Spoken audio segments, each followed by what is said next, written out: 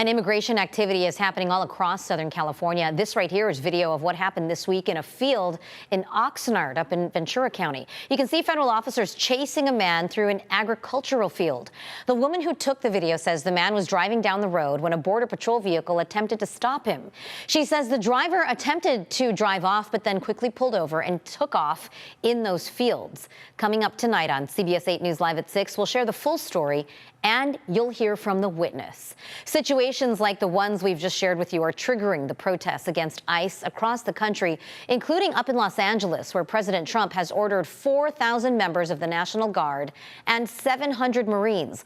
Let's bring in our Shannon Handy now, who has been tracking the protest activity today up in LA. What's the latest, Shannon? Well, I just checked a few minutes ago, Marcella. LAPD on X, they say there are demonstrations going on right now, but so far they have been peaceful. Last night, however, hundreds of people were arrested in LA for not dispersing. Meantime, this morning, federal charges were announced against 2 men arrested over the weekend with a warning. If you participate in violence, the penalties will be severe. If you took part in these riots and were looking to cause trouble, we will come looking for you. U.S. Attorney Bill Essayli announced federal charges for 2 men arrested over the weekend. Both are accused of throwing Molotov cocktails at police. If found guilty, they each face up to 10 years in prison. It comes after another night of unrest in Los Angeles. More than 200 people were arrested for failure to disperse. LA Mayor Karen Bass has implemented an 8 p.m. curfew for a 1 square mile of downtown where those protests are taking place.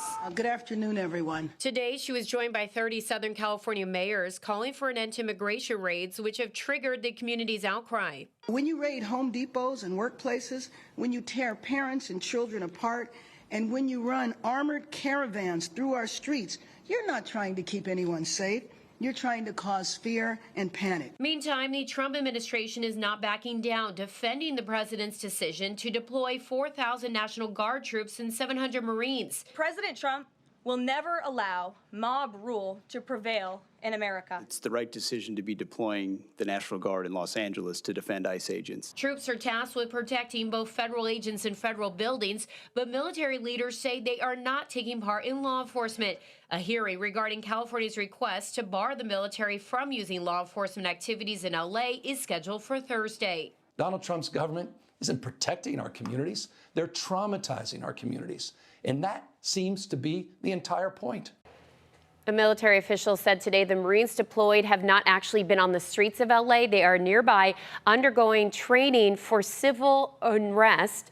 They will likely be joining the National Guard in LA tomorrow. So lots to still monitor. Again, there are demonstrations tonight in LA, so we'll keep tabs on that. There's a curfew that's being implemented, of course, and we know of those 2 arrests, but in social media, in the videos, hundreds of people are out there. So what's going to happen to them? So the announcement today was for federal charges.